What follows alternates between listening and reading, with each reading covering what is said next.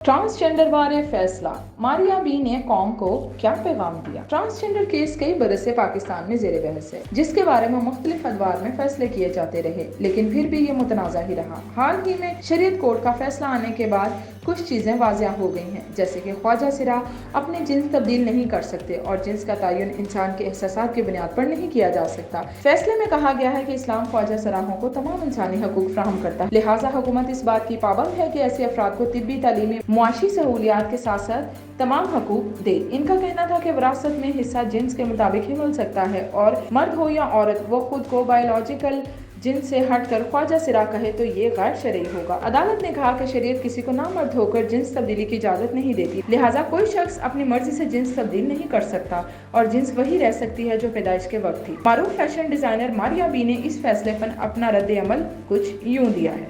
आप हमें देख रहे थे कि हम कॉन्स्टेंटली आपके साथ बात कर रहे थे अबाउट द ट्रांसजेंडर एक्ट। आज शरीयत कोर्ट में उसकी फाइनल रूलिंग आ गई है एंड अल्हम्दुलिल्लाह हम जो सारी बातें कहते थे वो सारी उस रूलिंग में शामिल है। बेसिकली हम ये कहते थे कि अल्लाह ताला ने सिर्फ दो सेक्सेस बनाई हैं, एक मर्द और एक औरत। इसके अलावा इंटरसेक्स हैं जिनकी कोई राइट नहीं है, उनको राइट्स दें।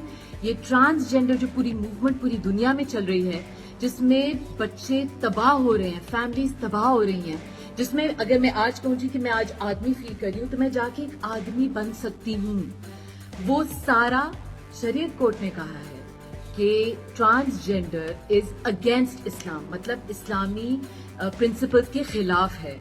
तो ये अभी हमने सुना है और मैं सिर्फ मुबारकबाद देना चाह रही हूँ पूरी कौम को, बिकॉज ये प्रोटेक्ट कर रहा है हमारी फैमिली सिस्टम को, हमारी इस्लामिक प्रिंसिपल्स को।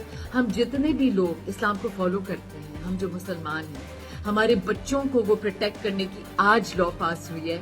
आप प्लीज सारे 2 नफर शुक्राने के पढ़ें एंड थैंक यू शरीयत कोर्ट, मुश्ताक साहब, अब्दुर्रहमान साहब, हमाद बट साहब who fought this and Julie who fought this in court for 2 years. Congratulations Pakistan.